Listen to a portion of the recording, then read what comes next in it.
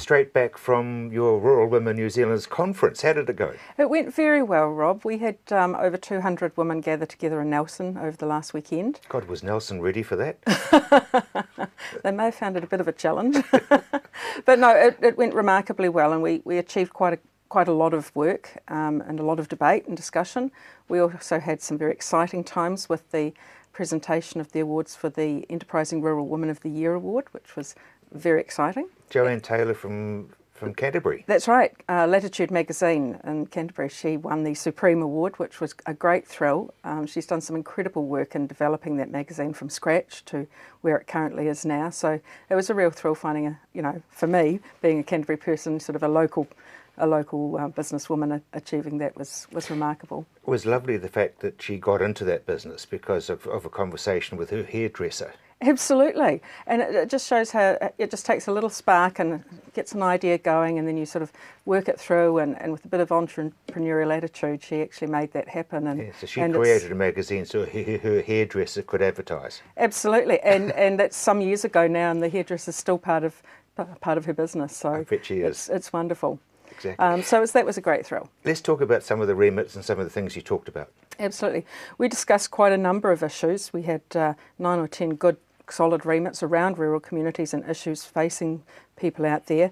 We talked about speeds past schools and trying to get a national standard speed, because at the moment every local authority seems to do it differently, so we're trying to advocate to have a standard speed so everyone knows what's going on. And it'll be about 20 k's?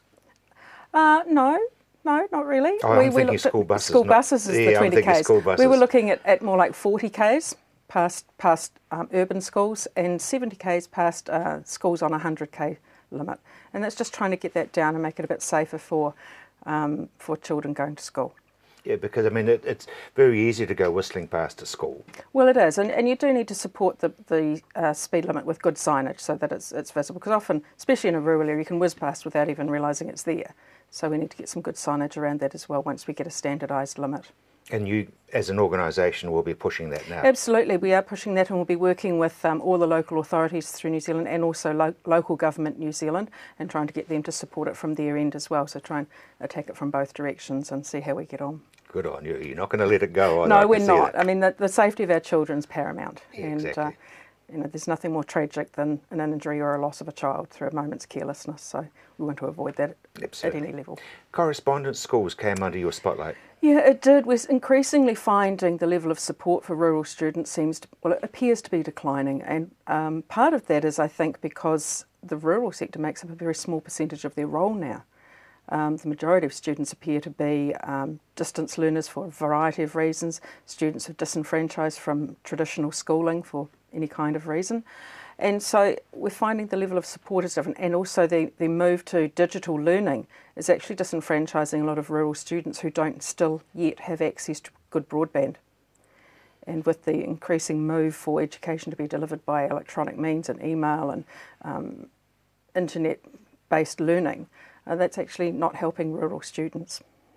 So that's a very good answer for a really good push.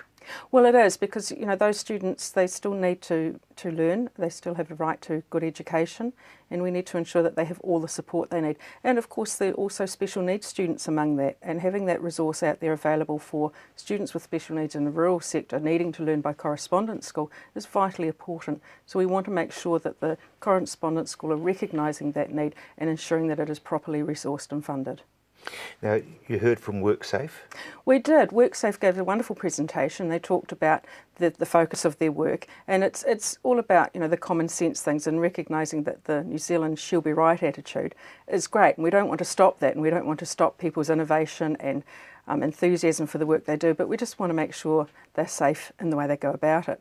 And they prepared some really great statistics about the difference in perception between how the employer thinks they're doing on safety and how the employee thinks. And there's a little bit of a mismatch where the employer thinks they're doing pretty well and the employee is saying, yeah, not quite so well.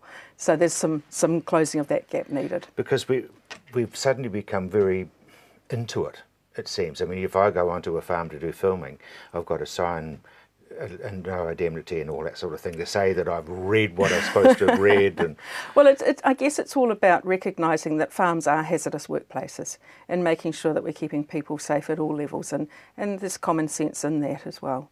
And so we just want to do the right thing. I mean, we know that a bull can charge and that a horse can kick and that water can drown. Well, we do, but at a moment's notice we forget that. We always take the shortcut, that she'll be right attitude, do it this time, we'll get away with it. And sometimes you just don't.